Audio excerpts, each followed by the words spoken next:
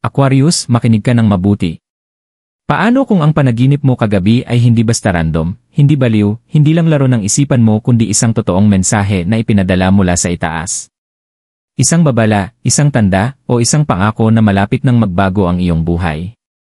Marami ang nagmamasidlang at hindi binibigyan ng pansin ang ganitong klaseng panaginip, kaya't nananatili silang nakatali sa parehong sakit, parehong problema, at parehong kwento ng pag-ibig na hindi umausad.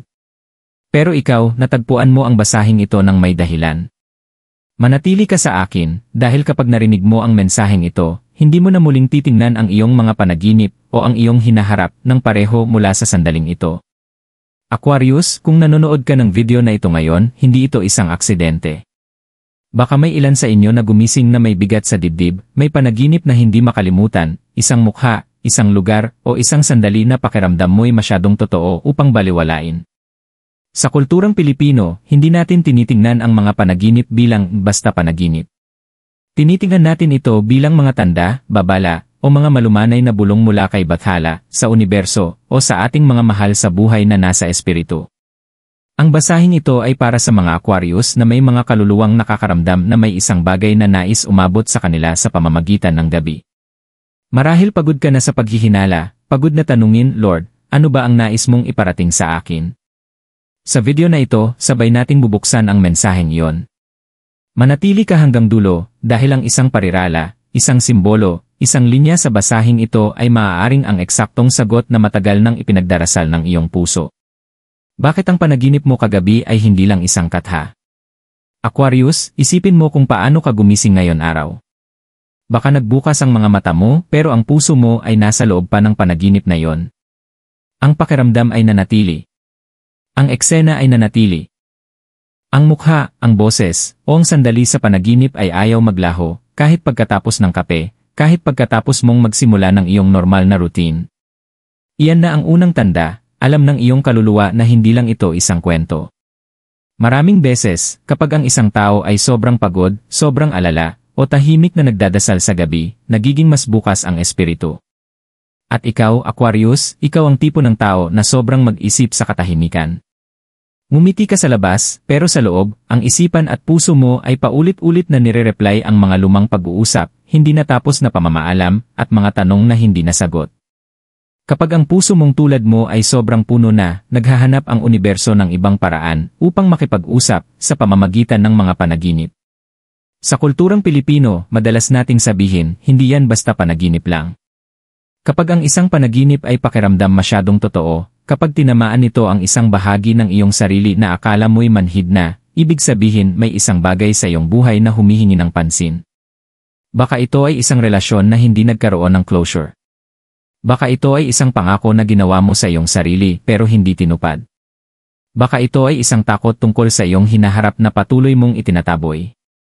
Ang panaginip ay nagiging entablado kung saan lumalabas ang lahat ng mga nakatagong katotohanan dahil sa araw, abala ka sa pag-survive kaya hindi mo ito marinig. Tanungin mo ang iyong sarili, bakit yung specific na tao ang lumabas? Sa lahat ng mga tao na kilala mo, bakit siya? Bakit yung bahay, yung lugar, yung kalsada, yung sandali mula sa maraming taon na ang nakalipas?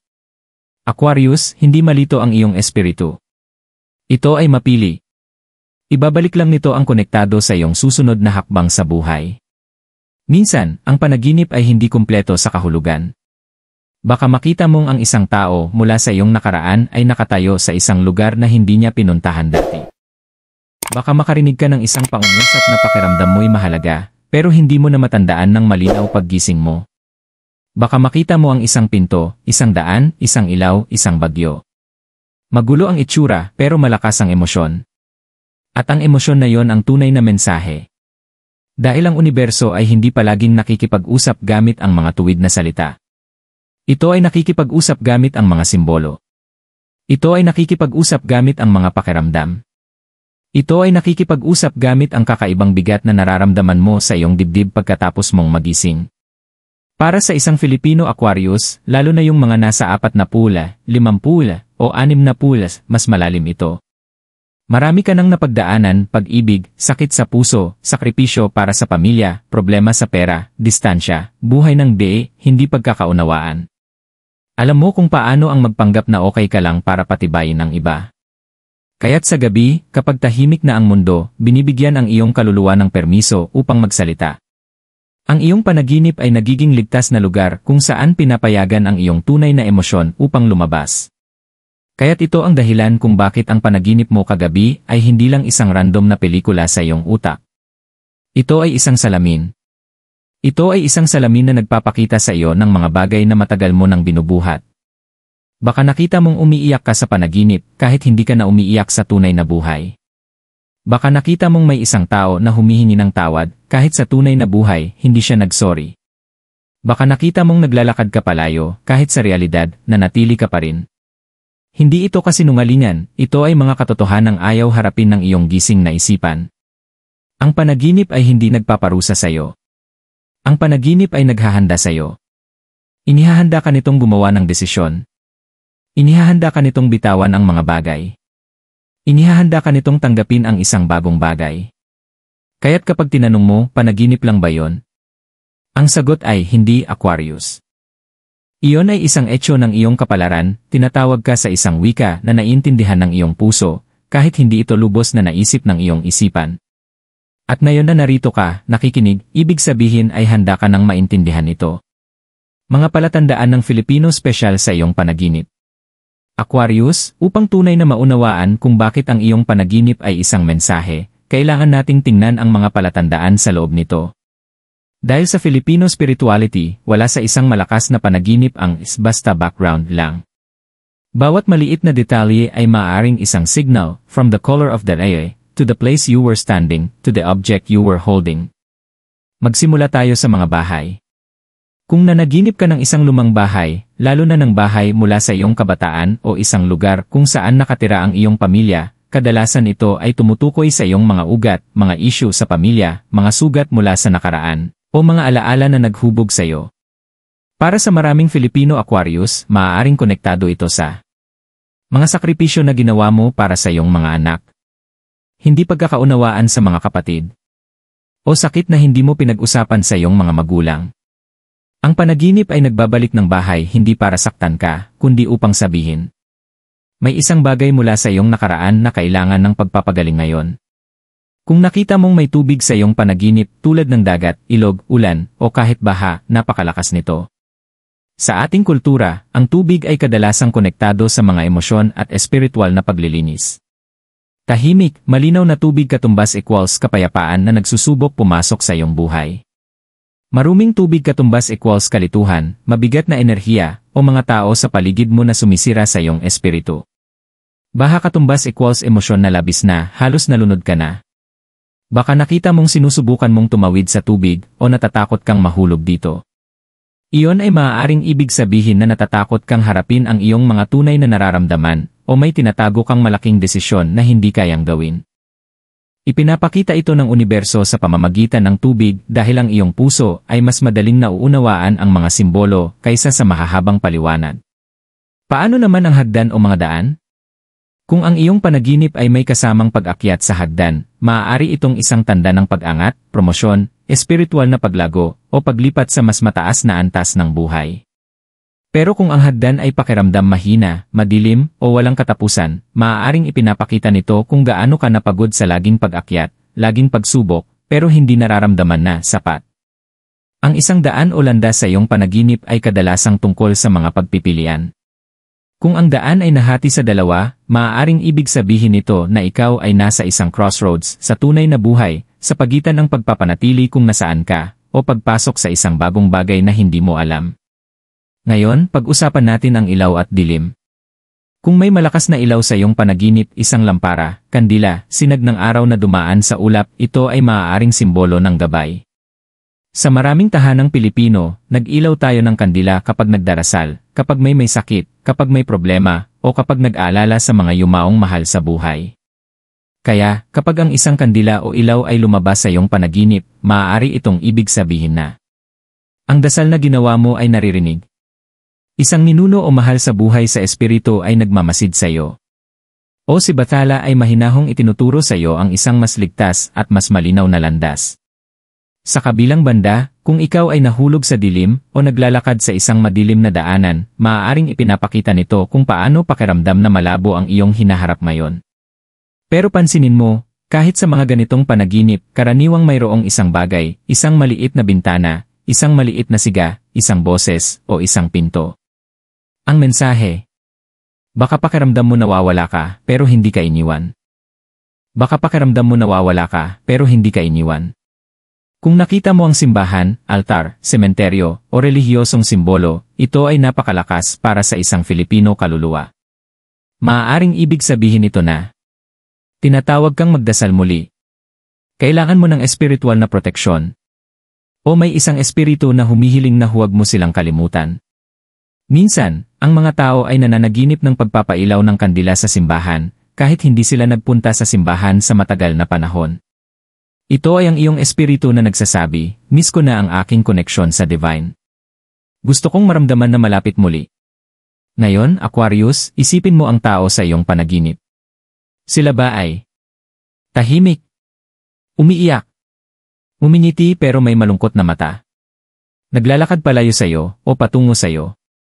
Sa pananampalatayang Pilipino, ang ugali ng tao sa iyong panaginip ay maaaring magpahiwatig kung ano ang tunay mong nararamdaman sa kanila. Ang isang taong umiiyak sa iyong panaginip ay maaaring ang iyong sariling kalungkutan na ipinapakita sa kanilang mukha. O isang tanda na may hindi natapos na emosyon sa pagitan mo. Ang isang tao na paulit-ulit na lumalabas sa iyong mga panaginip, kahit na matagal ng panahon, ay bihirang aksidente. Hindi ito palaging nangangahulugang kailangan mong bumalik sa kanila sa tunay na buhay, pero kadalasan ibig sabihin nito na may aral, pagpapatawad, o katotohanan na konektado sa kanila na nais ipakita sa iyo ng iyong kapalaran. At may mga pangalan at numero pa.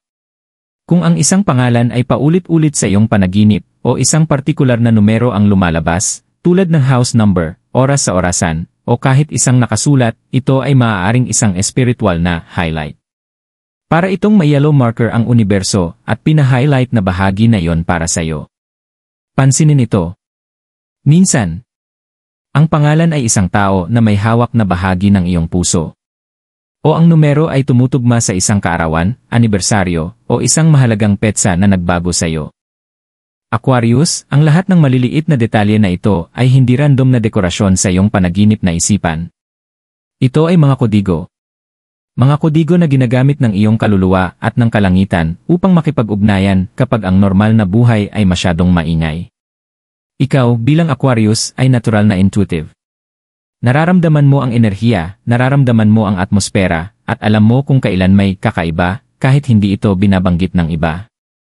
Ang pagiging sensitibo mo ay hindi kahinaan, ito ay iyong regalo. At sa mga panaginip, ang regalong iyon ay nagiging mas malakas. Kaya't kapag naalala mo ang panaginip mo kagabi, huwag lang sabihin, weird. Tanungin mo sa halip. Ano ang gustong ipakita sa akin ng ilaw? Bakit yung bahay? Bakit yung tubig? Bakit yung tao?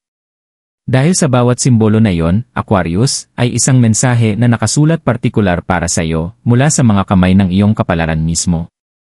Ang tao emosyon na bisita mo sa iyong panaginip. Aquarius, ngayon ay pag-usapan natin ang pinakamalakas na bahagi ng iyong panaginip. Ang tao o ang emosyon na dumating upang bisitahin ka. Minsan, ito ay malinaw na malinaw. Nakikita mo ang mukha. Alam mo ang pangalan. Naaalala mo kung paano kanila tinitignan noon. Minsan, ang mukha ay malabo pero ang emosyon ay napakalakas, comfort, takot, pananabik, guilt, o pag-ibig na hindi talaga namatay. Sa Filipino spirituality, naniniwala kami na ang mga panaginip ay hindi lamang mga lugar para sa mga random na imahe, kundi mga punto ng pagkikita, sa pagitan ng iyong kaluluwa at ng mga kaluluwang konektado sa iyo. Baka sa iyong panaginip nakita mo isang dating kasintahan na hindi mo tunay na nakalimutan. Isang kamag-anak na hindi na kayo malapit. Isang tao na pumanaw na. O isang estranghero na parang pamilyar, na parang kilala mo sila mula sa ibang buhay. Kapag ang isang tao ay lumabas sa iyong panaginip ng ganito, lalo na kung emosyonal, kailangan mong itanong. Ito ba'y tungkol sa kanila o tungkol ito sa akin? Dahil madalas, Aquarius, ang tao sa panaginip ay may daladalang mensahe na ang puso mo ay hindi pa handang sabihin ng malakas. Kung nanaginip ka ng isang dating pag-ibig, isang taong minahal mo ng malalim pero kinailangan mong bitawan dahil sa timing, distansya, o pamilya, hindi palaging ibig sabihin nito na kailangan mong bumalik sa kanila. Minsan, ibig sabihin nito ay May bahagi sa'yo na hindi pa napapatawad kung anong nangyari. O may bahagi sa'yo na pakiramdam hindi sapat dahil sa kung paano natapos ang kwento. Sa panaginip, baka humingi sila ng tawad, niyakap ka, o simpleng lumabas at lumakad palayo. Ang eksenang iyon ay maaaring magpakita ng kung ano ang lihim na nais ng iyong puso na mangyari o kung ano ang nais ng iyong kapalaran na matutunan mong bitawan. Kung nanaginip ka ng isang kamag-anak, magulang, kapatid, anak o kamag-anak kung saan nagkaroon kayo ng hindi pagkakaunawaan, ang panaginip ay maaaring maging isang tulay. Sa mga pamilyang Pilipino, tinuturuan tayo na maging malakas, lunukin ang sakit, manatiling tahimik para walang gulo. Pero ang iyong panaginip ay hindi sumusunod sa patakarang iyon. Sa mundong panaginip, ang iyong kaluluwa ay matapang na ipinapakita ang tunay na kwento. Ang mga salitang hindi mo nasabi. Ang mga luha na hindi mo pinayagan ang sarili mong umiyak. Ang mga yakap na hindi nangyari. Baka sila ay may sakit sa panaginip, umiiyak o tinatawag ang iyong pangalan. Ito ay maaaring nangangahulugang ang iyong espiritu ay nananabik ng kapayapaan at pagkakasundo, kahit sa buhay na ito o sa iyong puso lamang. Kung ang taong nakita mo ay isang mahal sa buhay na pumanaw na, ito ay napaka-espesyal. Sa maraming tahanang Pilipino, naniniwala tayo na ang ating mga mahal sa buhay na nasa espiritu ay bumibisita sa atin sa pamamagitan ng mga panaginip, lalo na kapag dumadaan tayo sa isang mahirap na panahon. Pakiramdam natin ay nag-isa tayo at walang sumusuporta. O nagdasal tayo ng isang tanda pero walang lumalabas sa araw. Kung sa iyong panaginip ay kalmado sila, kumikislap o mapayapa, ito ay maaaring tanda na sila ay nasa kapayapaan at nagmamasid sa iyo. Kung niyakap ka nila, umiti, o nagbigay ng isang bagay, tulad ng liham, pagkain, o ilaw, ito ay maaaring magsimbolo ng pagpapala at proteksyon. Kung sila ay tahimik pero naroroon, ang katahimikang iyon ay maaaring ibig sabihin. Narito ako. Hindi talaga kita iniwan. At nandyan pa ang estranghero. Ito ay medyo komplikado ngunit mahalaga. Minsan, nananaginip tayo ng isang tao na hindi natin nakikilala, pero paggising natin, pakiramdam natin ay malalim ang koneksyon natin sa kanila. Maaaring ito ay isang soulmate sa hinaharap, isang gabay, o isang refleksyon ng tao na unti-unti mong nagiging ikaw. Baka tinulungan ka nila sa panaginip, iniligtas ka mula sa panganib, ipinakita sa iyo ang daan, o simpleng nakatayo lang sa iyong tabi habang ang lahat ng iba ay magulo. Ito ay maaaring magsimbolo na ang tulong ay darating, na hindi ka nag-iisa, o na ang iyong mas mataas na sarili, ang pinakamalakas, pinakamataas na bersyon ng iyong sarili, ay unti-unti nang gumigising. Ngunit Aquarius, lumalim pa tayo. Sa kabila ng mga mukha, sa kabila ng mga pangalan, tanungin mo ang iyong sarili. Ano ang emosyon na pinakamatindi sa panaginip? Ito ba ay takot, pananabik, ginhawa, kasiyahan, kalungkutan, o isang kakaibang halo ng lahat ng ito? Dahil minsan, ang bisita sa panaginip ay hindi tao. Ito ay isang emosyon na matagal mong iniiwasan. Kung nagising ka na may bigat sa dibdib, maaaring ito ay mga luha na hindi pa naiiyak para sa isang pag-ibig na nawala, isang magulang na namimiss, isang pangarap na kinailangan mong isakripisyo. Kung nagising ka na nakangiti pero parang gusto ring umiyak, maaaring ito ay ang pag-asa na bumalik pagkatapos ng matagal na pakiramdam na manhid. Kung nagising ka na natatakot, maaaring ang iyong kaluluwa ay nagbigay ng babala upang protektahan ang iyong puso, ang iyong enerhiya, o ang iyong mga plano mula sa mga taong hindi tunay na nais ang kabutihan mo. Sa paniniwala ng mga Pilipino, kapag ang isang bagay o tao ay patuloy na bumabalik sa iyong mga panaginip, may hinahabol na katotohanan. May isang katotohanang naghihintay na makita. Hindi mo ito matatakasan magpakailanman. Sa isang punto, kailangan mo itong harapin dahil ang iyong hinaharap ay nakasalalay dito. Kaya't ano ang nais gawin ng panaginip? Maaari itong bigyan ka ng pagkakataon na magpaalam. Ipaalala sa iyo na minsan ay minahal ka ng malalim. Sabihin sa iyo na may isang tao pa sa labas na naiisip ka. O hilingin sa iyo na patawarin ang iyong sarili para sa isang desisyon na ginawa mo sa nakaraan. Aquarius, ang kapalaran ay hindi palaging malakas. Minsan, ito ay nagsasalita sa mga tahimik na eksena ng panaginip, kung saan ang isang pamilyar na kamay ay humahawak sa iyong kamay, kung saan ang isang boses ay bumubulong ng iyong pangalan, kung saan ang mga mata ng isang estranghero ay pakiramdam tulad ng tahanan. Ang tao o emosyon na bumisita sa iyo ay hindi nandoon para malito ka. Sila ay nandoon upang gisingin ka. Upang gisingin ka sa kung ano ang tunay na nais ng iyong puso. Sa kung ano ang handa ng bitawan ng iyong espiritu. At sa susunod na kabanata na matagal nang hinihintay ng iyong kaluluwa na may matinding pasensya upang mabuhay. Ang hinihiling ng universo na pakawalan at tanggapin ng Aquarius. Aquarius, ngayon na napag-usapan na natin ang mga simbolo, mga tao, at emosyon sa iyong panaginip, dumako tayo sa pinakamahalagang tanong. Ano ang hinihiling ng universo na pakawalan mo at ano ang nais nitong ibigay sa iyo bilang kapalit? Dahil ang mga panaginip tulad ng naranasan mo ay hindi lang para manood. Ito ay mga imbitasyon. Mga imbitasyon na wakasan na ang mabigat upang tanggapin ang kung ano ang tunay na iyo. Simulan natin sa kung ano ang kailangan mong pakawalan. Para sa maraming Filipino Aquarius, ang unang bagay na mahinahong hinihiling ng universo na pakawalan mo ay pagkakasala. Pagkakasala tungkol sa hindi pagpili sa sarili, hindi pagsasalita, hindi kayang iligtas ang isang relasyon, hindi pagiging naroroon para sa isang tao sa paraang nais mo. Napakabigat ng mga responsibilidad na dala-dala mo sa iyong puso. Ipinaparatang mo sa sarili mo ang mga bagay na hindi mo ganap na kontrolado, timing, distansya, sakit, mga desisyon ng ibang tao. Maaaring ipinakita ng iyong panaginip ang mga eksena mula sa nakaraan, mga lumang bahay, o mga taong umiiyak, hindi upang parusahan ka, kundi upang sabihin. Anak, tapos na yon. Ginawa mo ang makakaya mo gamit ang puso mo noong mga panahong iyon. Nais ng universo na pakawalan mo ang paniniwalang hindi ka sapat.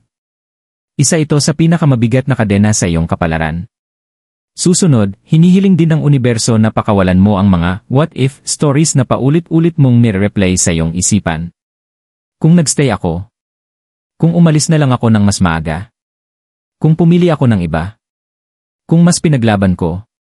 Maaaring ipinakita ng iyong panaginip ang iba't ibang bersyon ng parehong sandali. Sa isang eksena, ikaw ay umalis. Sa isa, ikaw ay nagstay. Sa isa pa, sinabi mo ang mga salitang hindi mo nasabi.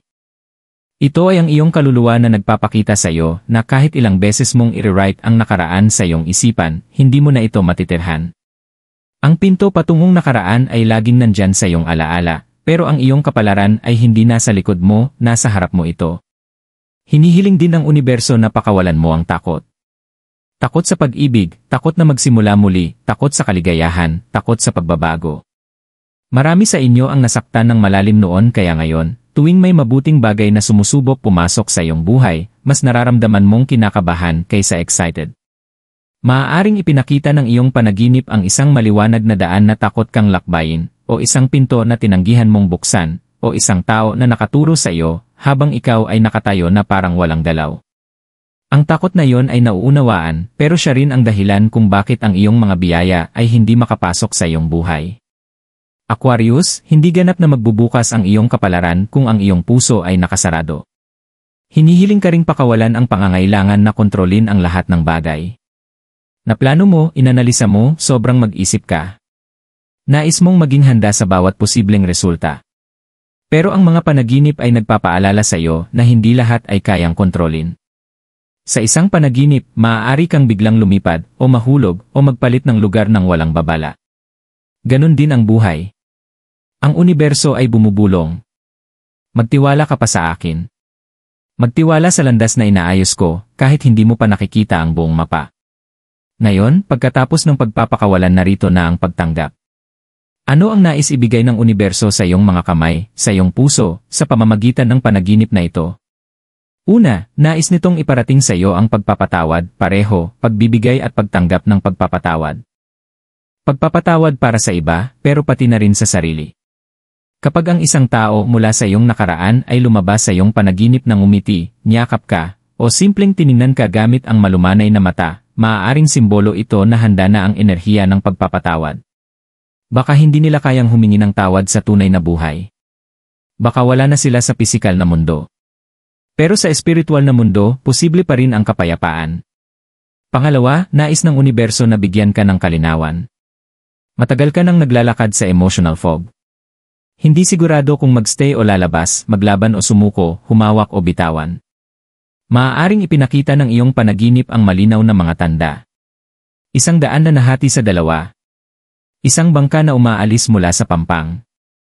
Isang ibon na lumilipad mula sa hawla. O ikaw mismo na lumabas mula sa bahay at pumasok sa liwanag. Lahat ng ito ay mga imaheng may kinalaman sa pagpili. At ang mensahe ay, pinapayagan kang pumili ng landas na magbibigay sa iyo ng kapayapaan. Pangatlo, may imbitasyon na tanggapin ang bagong pag-ibig at suporta. Hindi palaging nangangahulugang romantikong pag-ibig, bagamat para sa ilang Aquarius, maaaring ito na ang tanda ng isang hinaharap na relasyon, isang muling pagkikita, o pagpapagaling ng isang kasalukuyang relasyon. Pero maaari rin itong ibig sabihin, mas malalim na koneksyon sa iyong mga anak. Pagpapahalaga sa iyong mga magulang o kapatid. O mga bagong kaibigan at spiritual na pamilya na nauunawaan ang iyong paglalakbay. Maaaring ipinakita ng iyong panaginip na ikaw ay nakaupo sa mesa kasama ang mga mahal mo sa buhay, o tumatawa kasama ang isang tao, o nakakaramdam ng kaligtasan sa mga bisig ng isang tao. Ang mga ito ay mga preview ng emosyonal na kaligtasan na nais ng universo para sa iyo. Pang-apat at napakahalaga, nais ng universo na tanggapin mo ang isang bagong simula. Maaaring nakita mo isang pagsikat ng araw, isang bagong baby, isang malinis na kwarto, isang bag na handa ng ipunin para maglakbay, o isang gate na nagbukas. Lahat ng ito ay mga simbolo ng bagong simula, bagong trabaho, bagong lugar, bagong pananaw, bagong paraan ng pagmamahal at paniniwala.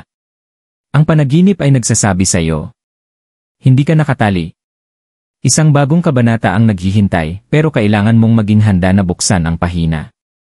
Aquarius, ang iyong panaginip ay hindi lamang nagpapakita ng iyong mga sugat, ipinapakita rin nito sa iyo ang gamot. Pakawalan ng pagkakasala, takot, at mga lumang what-ifs. Tanggapin ang pagpapatawad, kalinawan, koneksyon, at bagong mga simula. Dahil ang para sa iyo. Ang kapayapaan, ang pag-ibig, ang oportunidad, ang pagpapagaling, ay hindi magpapabaya sa iyo magpakailanman. Baka maantala ng iyong takot, ng sobrang pag-isip, o ng iyong pag-aatubili, pero ang kapalaran ay may pasensya. Kakalabitin ka nito paulit-ulit sa mga pag-uusap, sa mga tanda, at sa pamamagitan ng mga panaginip. At kagabi, sa pamamagitan ng makapangyarihang panaginip na iyon, kumatok ang kapalaran sa iyong pinto. Ngayon ang tanong ay, bubuksan mo ba ang iyong puso? At sa wakas ay papasukin ang iyong bagong buhay? Simpleng ritual sa gabi upang malinaw na marinig ang mensahe. Aquarius, ngayon na nauunawaan mo na ang iyong panaginip ay hindi lang isang kwento, ang susunod na tanong ay simple. Paano ko maririnig ang mensahe ng mas malinaw? Sa Filipino spirituality, hindi natin laging kailangan ng malalaking seremonya o mamahaling gamit. Marami sa pinakamalalakas na sandali ay nangyayari ng tahimik, sa kwarto, sa tabi ng kama, sa harap ng isang maliit na kandila, sa gitna ng isang simpleng dasal. Kaya ang ritual na ibabahagi ko sa iyo ay banayad, ligtas, at simple. Hindi ito kulam, hindi ito black magic. Ito ay ikaw, ang iyong pananampalataya, at ang iyong layunin na nagbubukas ng mas malinaw na linya sa pagitan ng iyong puso at ng mensahe mula sa itaas. Maaari mo itong gawin anumang gabi na pakiramdam mo ay handa ka na. Kailangan mo lang ng 1 baso ng malinis na tubig. 1 kandila, puti kung maaari, ngunit okay lang ang simpleng kandila, at kung wala kang kandila, maaari mong imaginin ang liwanag. 1 maliit na piraso ng papel. 1 panulat o lapis. Yun lang. Step 1, ihanda ang iyong lugar. Bago ka matulog, pumili ng tahimik na lugar, marahil malapit sa iyong kama o isang maliit na mesa. Ilagay ang baso ng tubig sa harap mo. Ang tubig ay kumakatawan sa iyong mga emosyon at espiritu. Para itong salamin ng iyong kaluluwa. Kung ligtas itong gawin, sindihan ang kandila. Palaging mag-ingat, siguraduhin ito ay nasa isang ligtas na lalagyan, malayo sa mga kortina o anumang bagay na madaling masunog, at huwag itong iwan ng walang bantay. Kung hindi ka komportable sa paggamit ng tunay na kandila, maaari mong gamitin ang isang maliit na lamp, o simpleng imaginin ang isang maliwanag na puting liwanag sa harap mo. Ang mahalaga ay ang simbolo ng liwanag, hindi ang bagay mismo. Step 2, isulat ang iyong tanong. Sa maliit na piraso ng papel, isulat ang isang simpleng tanong mula sa iyong puso. Hindi 10 tanong. Hindi buong kwento. Isang tanong lang. Halimbawa, ano ang gustong iparating ng panaginip na ito tungkol sa aking puso? Ano ang kailangan kong pakawalan ngayon? Ang taong ito ba ay nakatadhana na manatili sa buhay ko o dumaan lang? Ano ang susunod na hakbang ko patungo sa kapayapaan? Isulat ito ng dahan-dahan. Ramdamin ang bawat salita. Hindi lang tinta ito ay ang iyong kaluluwa na nagsasalita. Step 3, magdasal. Hawakan ang papel gamit ang dalawang kamay. Tingnan ang liwanag ng kandila o imaginin ang liwanag. Pagkatapos, sa sarili mong mga salita, magsabi ng isang maikling dasal. Maaari mong iparating ito kay Bathala, sa universo, sa iyong mga gabay, sa iyong mga ninuno, kanino mang naniniwala kang nagmamasid sa iyo. Maaari mong sabihin, Lord Universo, mga gabay ko. Kung ang panaginip na ito ay tunay na mensahe para sa akin, tulungan mo akong maintindihan ito ng malinaw sa paraang kayang tanggapin ng aking puso. Iligtas mo ako habang natutulog. Alisin ang anumang hindi para sa pinakamataas kong kabutihan. At dalhin lamang ang katotohanan, kapayapaan, at gabay sa aking mga panaginip. Amen. So be it. Hindi mo kailangang gumamit ng perpektong mga salita. Ang mahalaga ay ang iyong taos-pusong pagninasa. Step 4, ilagay ang tanong sa ilalim ng baso ng tubig. Dahan-dahang itupi ang papel at ilagay ito sa ilalim ng baso ng tubig. Ipinapakita nito na ang iyong tanong ay ngayon hawak, nililinis, at dinadala ng espiritual na daloy. Sinasabi mo, nagtanong na ako.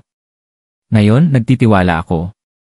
Tingnan ang tubig saglit at imaginin mong unti-unting nawawala ang iyong mga alalahanin dito, hindi para malunod ka, kundi upang malinis ito. Step 5, matulog ng may tiwala, hindi takot. Pawiin ang kandila ng maayos kung ito ay tunay. Kung lamp ang gamit, maaari mong patayin ito. Iwanan ang baso ng tubig at ang papel sa kanilang kinalalagyan hanggang umaga. Habang humihiga, sabihin sa iyong sarili, ako ay ginagabayan. Ako ay protektado. Kung may mensahe para sa akin, hayaan mong dumating ito ng banayad at malinaw. Kung wala akong kailangang makita ngayong gabi, hayaan mo akong magpahinga ng may kapayapaan. Pagkatapos ay matulog. Huwag pilitin ang panaginip na dumating. Huwag mag-alala tungkol dito. Ang ritual ay hindi isang makina, ito ay isang pag-uusap. Minsan, makakakuha ka ng malakas na panaginip. Minsan naman, baka maramdaman mo lang na magaan, tahimik, at mas maligaya. Pareho itong mga sagot. Step 6, ang umaga pagkatapos. Paggising mo, huwag agad kunin ang iyong cellphone. Umupo saglit at itanong sa iyong sarili. Ano ang naramdaman ko sa panaginip? May simbolo bang tumatak sa aking isipan? May nakita ba akong tao, salita, o lugar na malinaw? Kahit na hindi mo matandaan lahat, subukang hawakan ang kahit anong maliit na detalye. Pagkatapos, dahan-dahan inumin ang tubig, imaginin mong natatanggap mo ang kalinawan at lakas. Pagkatapos noon, maaari mong itapon o itago ang papel, depende sa kung ano ang nararamdaman mong tama. Ang iba ay gusto itong itago sa isang journal. Ang iba naman ay nais itapon ito bilang tanda ng pagsuko. Aquarius, ang ritual na ito ay hindi tungkol sa pagpapilit ng kapalaran. Ito ay tungkol sa pagbubukas ng iyong puso, pagpapakita sa kalangitan na ikaw ay nakikinig, at pagpapahintulot sa iyong kaluluwa na tumanggap ng gabay sa mas kalmado at ligtas na paraan. Hindi ka nag-iisa sa iyong mga panaginip. Ikaw ay ginagabayan, banayad, mapagmahal, at laging patungo sa katotohanan na handa nang makita ng iyong puso. Aquarius, bago natin tapusin ang pagbasa na ito, nais kong huminga ka ng malalim. Inhale at exhale. Ang panaginip mo kagabi ay hindi isang aksidente. Hindi ito basta isang random na eksena na imbento lang ng iyong isipan. Ito ay ang iyong kaluluwa na tinatamaan mula sa itaas, mula kay Bathala, mula sa universo, mula sa pagmamahal ng mga mahal sa buhay na patuloy na nagmamasid sa iyo. Hindi ka baliw sa nararamdaman mo. Hindi ka mahina sa paghahangad ng mga sagot. Hindi ka nahuli sa buhay dahil sa wakas ay pinili mong makinig. Bawat simbolo, bawat tao, bawat emosyon sa panaginip na iyon ay piraso ng mas malaking larawan. Isang larawan ng isang hinaharap kung saan ikaw ay magaan, malaya, mas may kapayapaan sa iyong nakaraan, at mas bukas sa mga biyayang patuloy na darating sa iyo. Kung kaya mo, pakibulong ang mga salitang ito kasama ko. Ako ay ginagabayan. Ako ay protektado. Ako ay handa nang maintindihan ang aking mga panaginip. Pakawalan ko ang aking mga takot. Tiwala ako sa aking kapalaran. Tiwala ako sa aking kapalaran.